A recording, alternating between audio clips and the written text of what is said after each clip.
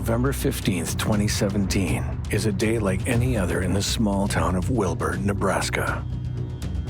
However, the unfathomable is about to happen. 24-year-old Sydney Loofe is about to vanish. People don't want to believe that it actually could happen in their town.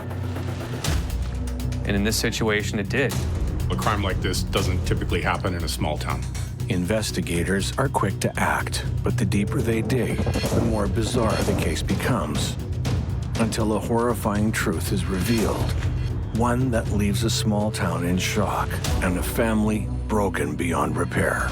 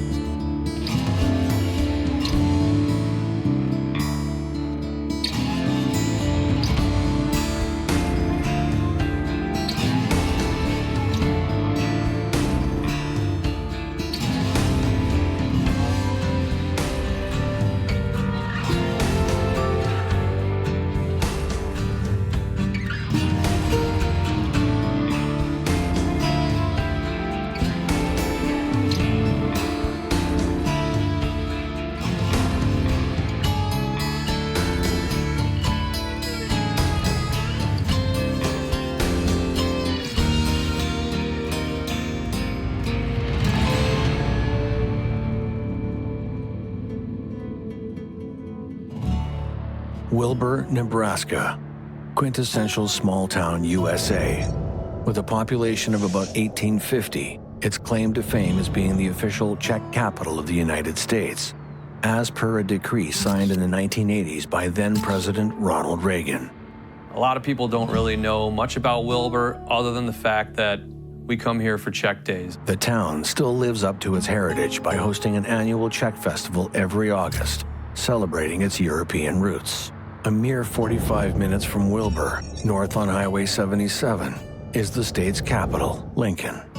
Ripe with numerous museums, galleries, and the oldest university in the state. Wilbur is a small town, but it's located on the outskirts of the state capital, Lincoln, Nebraska. So that means that while it itself is a small town, it's located very close to the culture and the attractions that are present in a capital city. The city of approximately 290,000 inhabitants is where 24-year-old hardware store cashier Sydney Loofe calls home. Sydney hails from Neely, Nebraska, about 2.5 hours from Lincoln, where she grew up like most small-town children with a budding love for the outdoors. From sledding with her mother and younger sister to fishing with her father and older brother, Sydney thrives in staying active. However, her athletic lifestyle takes an unfortunate turn in her teenage years when she develops scoliosis, a curvature of the spine that can cause severe pain. After her diagnosis, Sydney reevaluates her passions and makes the choice to move to Lincoln, where she lives with her cat Mimsy and works as a cashier at the hardware store.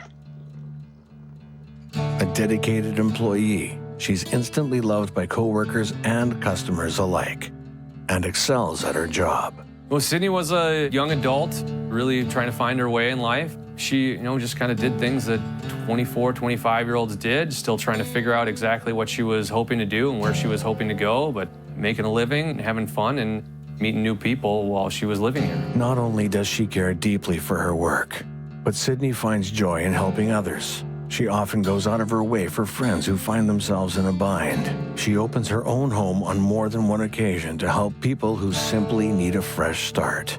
She constantly puts others ahead of herself. She's the kind of person who never gives a second thought about taking someone in during their time of need. Sydney, like most young adults with their entire lives ahead of them, is slowly figuring out her purpose. While she finds solace in giving to others and in her love of animals, she still wants something more. She longs for a companion, someone to share experiences with. Sydney Loofe is 24 years old. She wants to meet new people, so she decides to use a dating app to meet other local singles. Dating apps are essentially programs that people have that allow them to select people they're interested in. And if two people ultimately select each other, they would be connected through the app, at which point they'd be allowed to start messaging each other. After several months on the app and a few unsuccessful dates, Sydney and another user match. And it isn't long until they have their first date on the night of November 14th, 2017.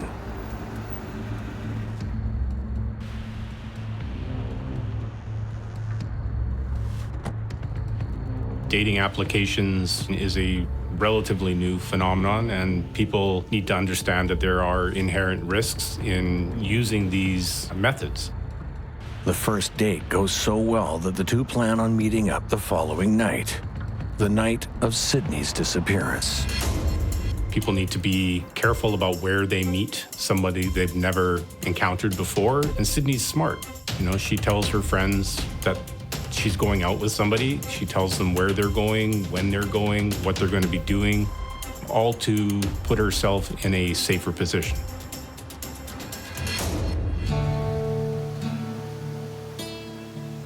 November 15th, 2017 starts out like any other day for Sydney Loofe. She works a shift at the hardware store during the day, then heads home to get ready for her second date with her dating app match. At 6:54 p.m., Sydney's phone buzzes. Her date has arrived to pick her up. Sydney grabs her purse and gives herself a nervous final glance. This is what she's been looking forward to. Excited, she heads outside.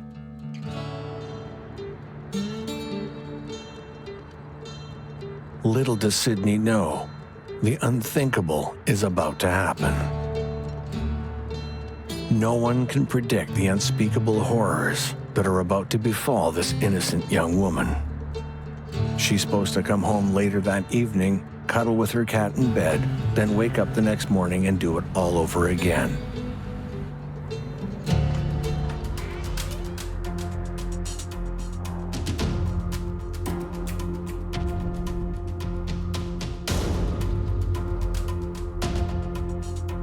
Instead, her life and the lives of others who love her are forever changed when Sydney Loofe disappears.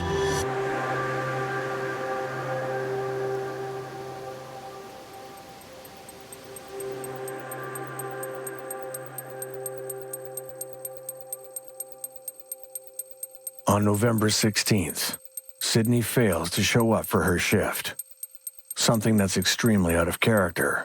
She's never missed a workday without calling in. This is the kind of case you hear about on the news and think, this kind of thing doesn't happen here. It shouldn't happen here.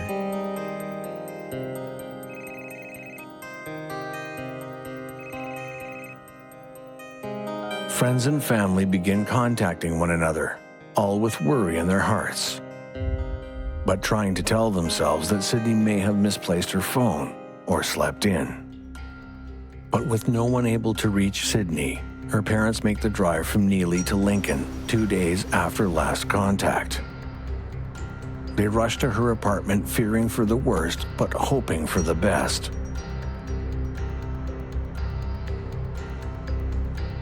What they find inside confirms their deepest fears.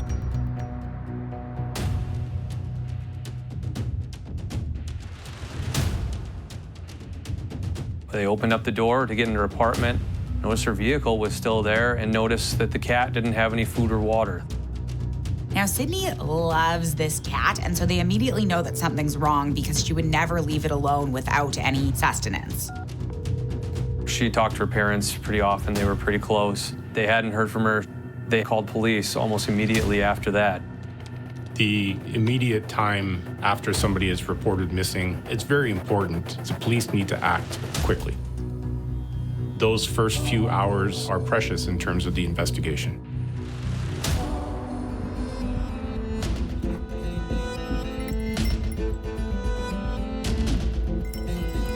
Investigators begin at Sydney's place of work. Could a clue into her whereabouts lie somewhere within its walls? After speaking with employees and customers, they hone in on one very important piece of evidence: CCTV footage. Video surveillance footage is very important in helping to establish a timeline and even demonstrate a trail where the missing person may have gone. It can certainly assist in identifying whether or not any suspicious behavior or activities took place in and around where the missing person was. It could even help identify a suspect. This footage, taken outside Sydney's place of work, is the last known video of her.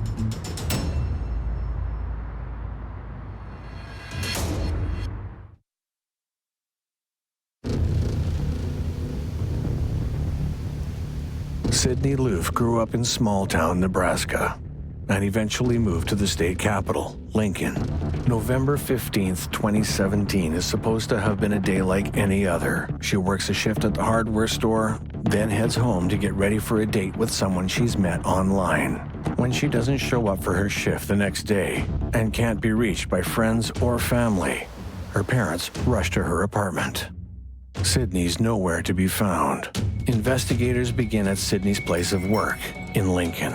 They hone in on one very important piece of evidence: CCTV footage. This footage is the last known video of her. Sydney's friends are already on the case. They have several saved photos from Sydney's social media, including one from the night of her disappearance, and another from November 14th, which shows Sydney with her date, a 23-year-old woman named Audrey. The same woman she went out with again on November 15th, the night Sydney posted a photo of herself ready for the date. Her friends create a fake profile on the dating app and get matched with Audrey, quickly gain her trust, and obtain her phone number. Sydney's friends contact police on November 17th, 2 days after her second date with Audrey. For them, all signs seem to point to one outcome: a date gone wrong. Online dating apps are really just a roll of the dice in terms of you don't know who that person is on the other side. They may be able to keep up a pretense for some time before their true identity is revealed, and that's the inherent danger.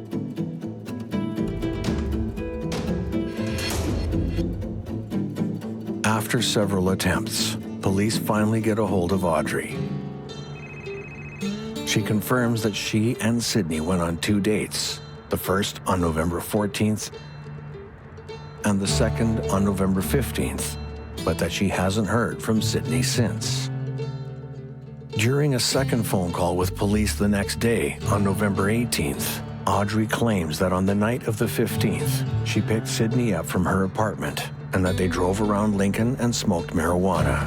Then she dropped Sydney off at a friend's house. She claims they made plans to see each other again the following day, but hasn't heard from her since. Investigators look into Audrey's version of events, and while they don't remove her entirely as a suspect, they do begin to look into other scenarios of what could have happened to Sydney. Is it possible that Audrey is telling the truth? If so, what transpires after Sydney is dropped off at her friend's house? Could it be that the investigators have been looking in the wrong direction?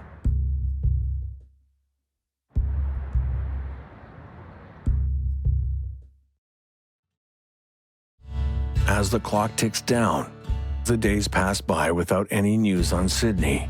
The closest to her begin to fear the worst. The first 48 hours are often referred to as the most critical time in a missing person's case. Evidence only lasts so long in many instances, and often it can be degraded the longer it sits and nobody detects it. Video footage can be overwritten, whether accidentally or just over the passage of time, and people forget things. The longer they go without having to think about something, the less likely they are to remember those small details. Police continue their investigation, exhausting every possible lead. With that persistence and the use of technology, they uncover a key piece of evidence: the last ping from Sydney's cell phone. Ping is a piece of data, essentially, that is transmitted from a cell phone to the nearest cell phone tower where it is stored. Police have been using this information for quite some time in order to help narrow down a geographical area where that ping may have originated from. This particular ping shows Sydney in Wilbur, Nebraska the night of her disappearance, a small town with a population of 1850. It's the kind of place where everyone is on a first-name basis, a place where secrets are hard to keep. Back in Lincoln, police try to locate another ping, but with no luck. They come to the conclusion that her cell phone's either been turned off or destroyed. With a possible location uncovered, investigators are still at a loss. The days have turned into weeks, and Sydney is still missing. With only one person of interest who maintains their story and no other evidence, the outcome into finding Sydney is beginning to look grim. There's nothing worse than not being able to find the answers for the family of a missing person. No investigator wants to allow their case to grow cold. While Sydney's family struggles to come to terms with her horrendous reality, the whole state of Nebraska is on high alert for either Sydney herself or anyone who may have more information into her whereabouts. Friends create the Finding Sydney Loofe social media page as a way to help the investigation and to receive tips, while also spreading the word about Sydney. And as the investigation continues, Sydney's hometown of Neely bands together. At Sydney's former high school, about 250 people gather for a candlelight vigil with hope of Sydney's safe return. Sydney's family does not attend. They find it too difficult. Posters are spread all throughout the state. Billboards are erected. Sydney's family release photos of her tattoos, the most prominent being lyrics on her inner right arm, all with hope that this information may help to locate her. Investigators essentially pull out all the stops. They put up pictures of Sydney everywhere. Nobody in Nebraska could turn their head without seeing a picture of Sydney. This keeps her top of mind, and they also are aware that they need to keep looking for her. As other families enjoy each other's company during the holiday season, Sydney's family and friends can only wonder where she could be. Police are tight-lipped with any new leads or evidence that may have been uncovered, which leads the Loofe family to draw their own conclusions. The Loofe family believes Sydney has been abducted. If this theory proves to be true, who could have taken Sydney? And what could their intentions be?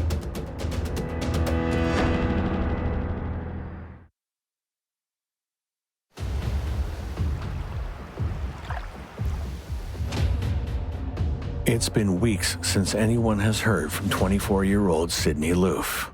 The last thing anyone hears from her is that she's about to get picked up from her apartment in Lincoln, Nebraska for a second date with Audrey, someone she met on a popular dating app.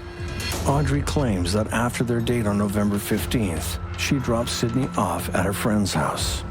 Her parents go to her apartment. There, they find a cat without food and water, and that's when they know something horrible has happened. After discovering Sydney's latest cell phone ping in the small town of Wilbur, police have a theory regarding her whereabouts, but are keeping it to themselves, leaving Sydney's family to draw their own conclusions. They believe Sydney may have been abducted.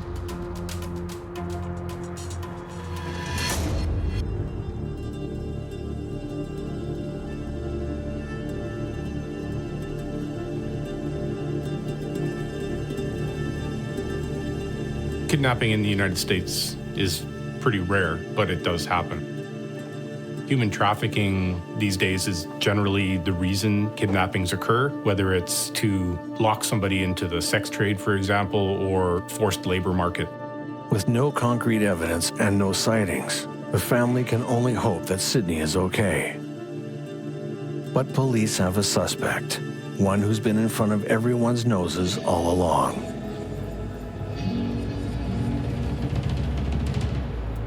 In the days following her disappearance, Sydney's friends create a fake profile on the dating app and find Audrey, Sydney's date.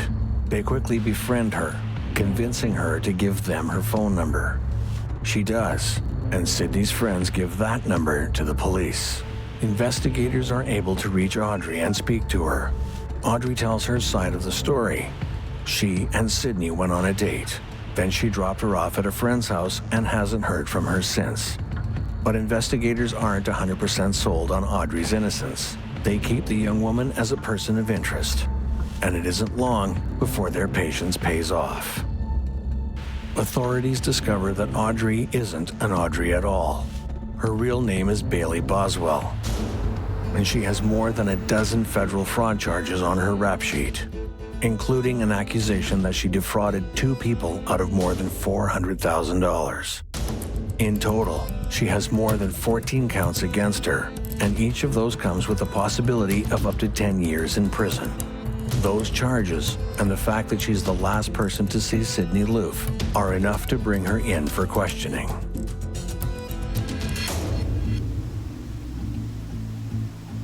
But the most damning bit of information authorities uncover is where Bailey lives. In a basement apartment 45 minutes south of Lincoln, in the small town of Wilbur, Nebraska. The same small town where Sydney's cell phone last pinged. For the first night, they went out and smoked some weed, kind of got to know each other, and I believe that was that. The second night is when they ended up actually going back to the apartment in Wilbur, which is where everything happened after that.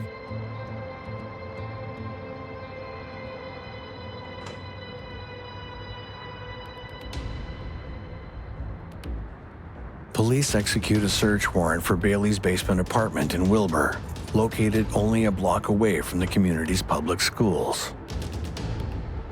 Sydney's family and friends wait in pure terror and anticipation for news about the home in Wilbur. But they're heartbroken to hear that Sydney isn't there, and neither is Bailey. Police also take notice that the apartment has been thoroughly cleaned. The smell of bleach overpowers the small space.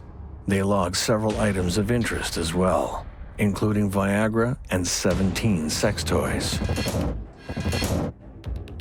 With Bailey Boswell nowhere to be found and an apartment that's been cleaned down to the bones, investigators now believe the worst has materialized. They believe Sydney Loofe has been murdered.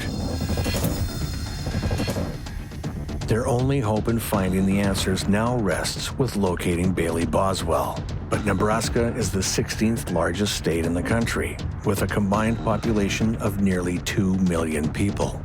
Bailey Boswell could be anywhere. She could have even left the state. Surveillance video footage can be like following a trail. One piece of footage leads to another. In the case of Bailey Boswell, when police start following her trail, they realize she hasn't covered her tracks well enough. When the media get wind of Bailey's possible involvement, she releases a video on social media proclaiming her innocence. I met her on a Tuesday. We drove around Lincoln, smoked weed, had a great time. We hit it off. I dropped her off at home, picked her up the next night at her house. We made our way to my house where we smoked.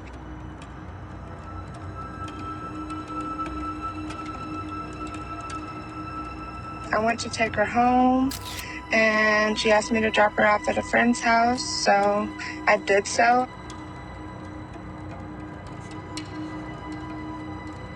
I mean, I haven't heard from her since. I didn't have anything to do with this, and I hope that Sydney is found very soon. She is a sweet, amazing girl. Little does Bailey know, she's left a trail. The police use the closed-circuit TV footage from various shops and stores to follow her as she tries to evade authorities.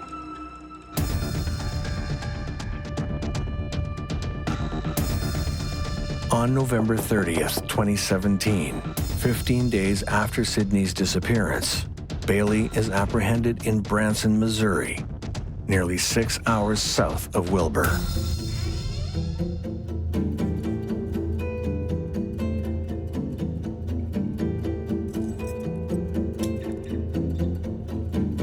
Yet as police take her into custody, And as they further review the surveillance footage of the many hotels and stores where Bailey has been caught on camera, they make a shocking discovery.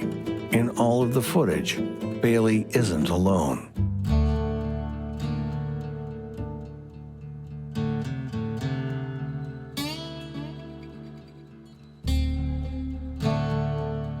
But it isn't Sydney by her side. It's an older man, 51-year-old Audrey Trail. Bailey had come from kind of a broken home and was looking for somebody to kind of take her under their wing, and her and Audrey started dating. They started, doing drugs together. They also started, stealing these antiques and kind of getting a good thing going for them. Audrey always said he had money, and Bailey was right there with him. But Audrey is painting a completely different picture than the ones authorities are.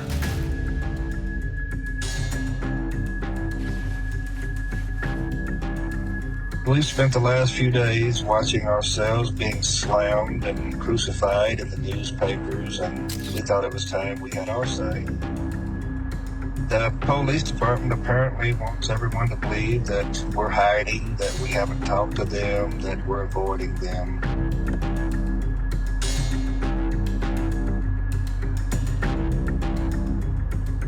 We both wrote long statements telling them everything we know. We repeatedly called the Lincoln Police Department. We were told to quit blowing up their phone, even though we told them, hey, do you understand that we're the people you're looking for? They're telling you that they have all these leads, that Sydney was last seen in Wilbur. What they're not telling you is that we are the two people who gave them all these leads. Police find and arrest Audrey Trail. Yet even with the two main suspects in custody, the question on everyone's mind remains: where is Sydney Loofe? And how is Audrey Trail involved in all of this? Audrey Trail and Bailey Boswell, you're in more or less what even Audrey Trail would call a criminal racket. They kind of just moved around the Midwest area, buying and selling antiques. Most of them were stolen. Audrey Trail admits that. And then they would sell them, and that's how they got money. Audrey Trail and Bailey Boswell also invited young girls who may not have had a direction in life or maybe looking for a family or had a broken family of their own, invited them into their family. He would give them money and more or less they would become a family, where then they would engage in sexual encounters with each other, and he would pay them and tell them that they were one of his girls.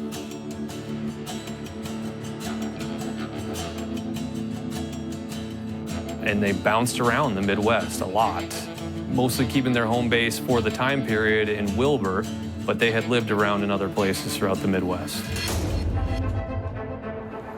Authorities may have suspects, but they still don't know what happened to Sydney or where she is.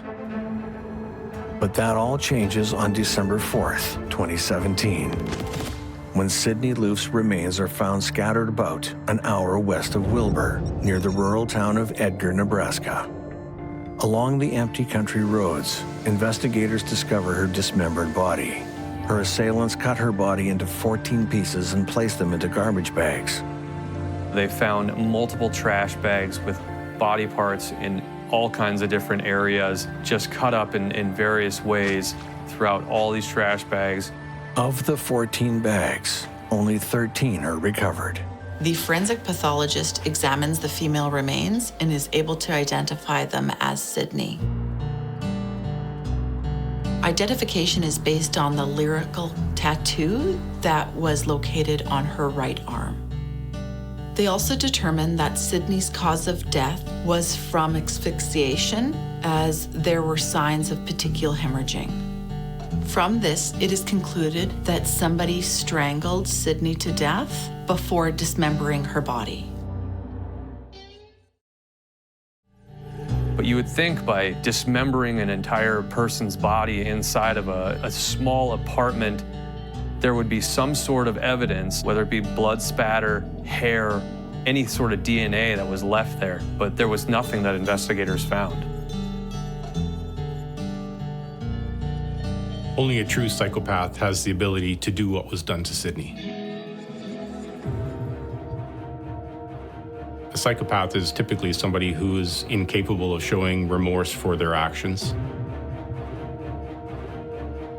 They may or may not have had interactions with the police in the past, and they're masters of manipulation.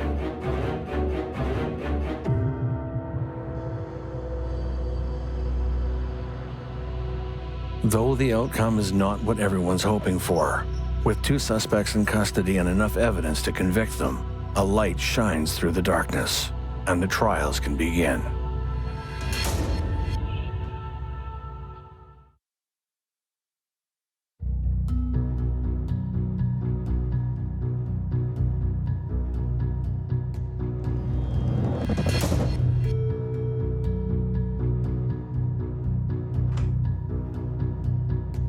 Missing Sydney Loofe is discovered to have met a horrific end. Police have her last known contacts, Bailey Boswell and Audrey Trail, in custody and have brought them to trial. I didn't have anything to do with this, and I hope that Sydney is found very soon. She is a sweet, amazing girl. Family and friends wait with bated breath to find out what really happened to Sydney.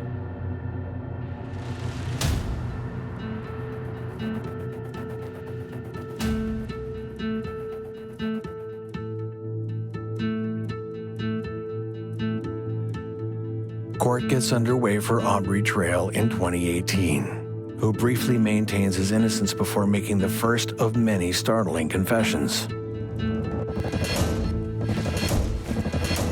In February of that year, he admits to causing Sydney's death, but claims it's an accident. The court has to consider all the evidence that's presented to the court. So if Audrey says that it's an accident, that's definitely something that the court has to weigh whether or not they think that that's what likely occurred.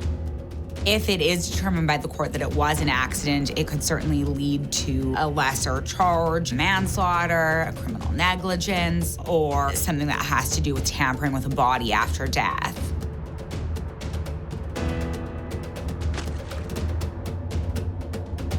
But what about Audrey's declaration of innocence? The court has to take that into consideration as well.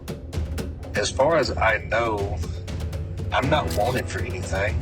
I'm a person of interest, and I'm not really running from anything. As the witnesses are called to the stand, the curtain hanging over that night is slowly pulled back, and the truth of it is more horrifying than anyone can imagine. Sydney has been in contact with Bailey using the alias of Audrey. Bailey and Sydney met on social media November of 2017, more or less just looking to go out on a date. On November 14th, the 2 women have their first date. They were gonna maybe go out and smoke some weed, kind of get to know each other. Things go well enough for them to agree to a second date the following night. Bailey had brought Sydney back to the apartment. What Sydney couldn't know is that Bailey Boswell has been luring women back to the apartment in Wilbur that she shares with Audrey Trail.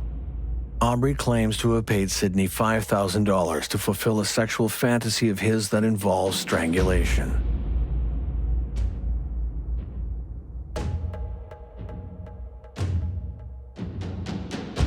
He says she's a willing participant and that she's even excited to partake, but that the evening goes too far, and he ends up accidentally strangling her.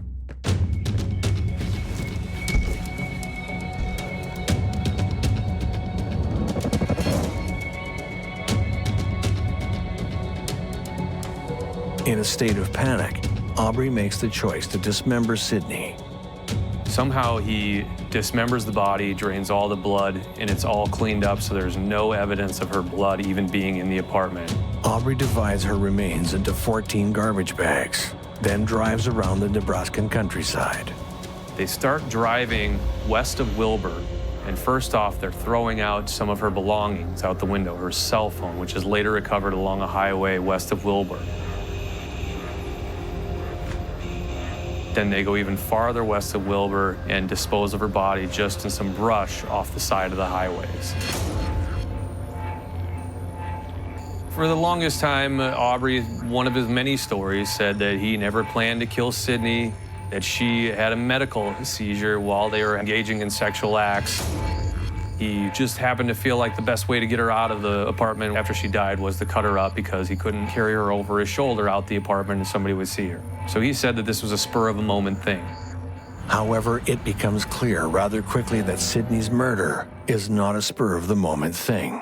It's premeditated, and prosecutors have the evidence to back up their claims. In Nebraska, first-degree murder can either be designated as a Class 1 or a Class 1A felony, and that depends on the aggravating or mitigating circumstances of the offense. Closed-circuit TV footage shows Bailey Boswell and Audrey Trail out and about the morning of November 15th. They showed him going to buy drop cloths, going to buy hacksaws, going to buy tin snips, and even meat grinders at places hours or days before Sydney was murdered. They also had video of Bailey buying more drop cloths and things that were actually being used to kill or to cover up the murder. That really showed that this was premeditated.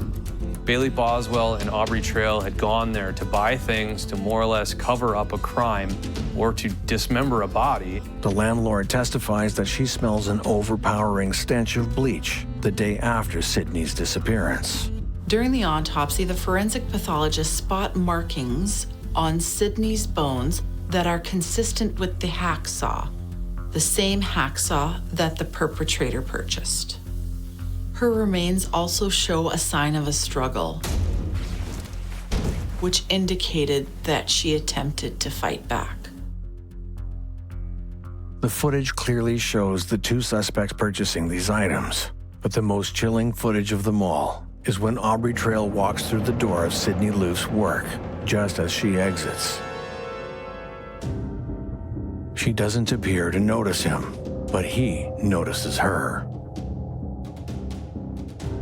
There were two big takeaways from the surveillance video that were played at the trials. One was showing the fact that Audrey Trail and Bailey Boswell had been following Sydney Loofe at her place of work. This was after Bailey and Sydney had gone on their first dates.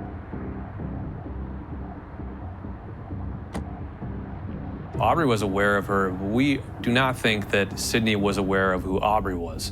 So as he's walking in, she can be seen kind of walking out, and he's turning around, more or less stalking her, kind of checking her out, just to get a good glimpse of her to figure out if she might be good for their family, so to speak. So in this case, they're also charged with conspiracy to commit murder as well as improper disposal of human remains. So those certainly are aggravating circumstances, and if it's designated as a Class 1 felony, that could potentially lead to the death penalty, whereas a Class 1A penalty would be more likely to result in a sentence of life imprisonment. After months of proceedings, Audrey Trail continues to cling to the story that Sydney's murder is an accident, and adds that Bailey Boswell has nothing to do with it. But the evidence doesn't lie, and it's not in either of their favors. So, in a last-ditch attempt to shift the blame to himself, Audrey sneaks a razor blade into the courtroom, declares Bailey's innocence once more. Bailey is innocent and I curse you all. Then slashes at his own throat.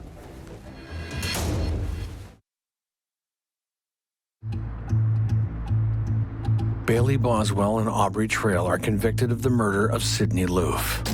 And after slashing his throat in court while trying to clear Bailey's name, the trial continues on without Audrey. And as for the claim that Bailey has nothing to do with Sydney's murder, I gave her my number. I haven't heard from her since. What actually happened in that apartment, we don't really know. But to say that Bailey Boswell had no part in it, I think is completely false. I really don't even know what else to say. I didn't have anything to do with this, and I hope that Sydney is found very soon. She is a sweet, amazing girl. She had as much of a part in disposing of the body as Audrey Trail did. She can't sit there and say that she was just an innocent party when she allowed this to happen. She didn't cover her ears and eyes for days and days. Starting with luring Sydney to dismembering the body, disposing of the body, and then ultimately being on the run for days after that. With Audrey's trial wrapped and his verdict to come, Bailey's trial begins. As more witnesses take the stand, the events portrayed in Audrey's trial take a twisted and unexpected turn in Bailey's, painting an even clearer picture of their lifestyle and claiming that the two accused have a mutual goal in mind: to take an innocent life. Bailey Boswell uses a popular dating app as a means to lure women to Audrey Trail and into their self-proclaimed cult. Witnesses claim that Audrey calls himself the Daddy Vampire and that the women he and Bailey bait are his witches. Bailey talked to a lot of the girls in their so-called family about killing and did talk to them about how she was almost excited about killing, and even would talk about one of their girls killing another one of their girls. Audrey allegedly believes that by taking a life, the cult will be granted magical powers. And the innocent life they choose to take to fulfill their sick fantasy is none other than Sydney Loofe.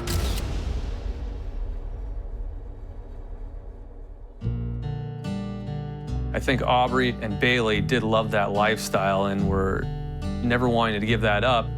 They loved the free life sexually, to experiment with others and to have all kinds of sexual encounters. Ultimately, that's why Audrey said he killed Sydney Loofe.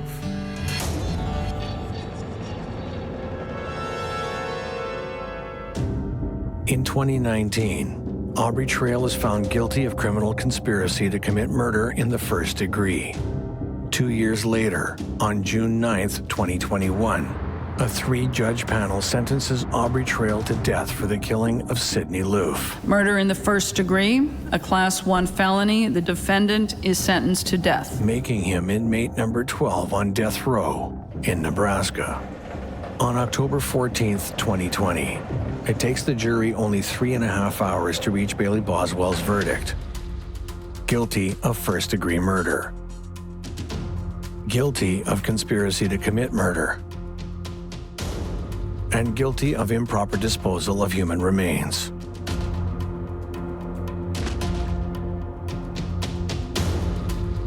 The 3-judge panel examines the case again on November 8th, 2021.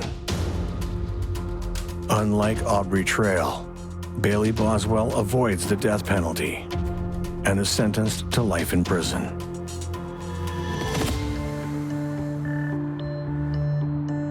"24-year-old Sydney Loofe had her whole life in front of her. She cared for others more than she cared for herself. She loved animals, her family, and her job as a cashier. Her memory lives on in the communities of Nebraska that she called home. I would say Wilbur is different somewhat now because people know this stuff can happen in your town. It's not just a big city, and something this horrific did happen right there, and they had to drive by those areas every day. Several benches around the state are named in her honor, all to ensure that Sydney Loofe and her vibrant, giving spirit will never be forgotten.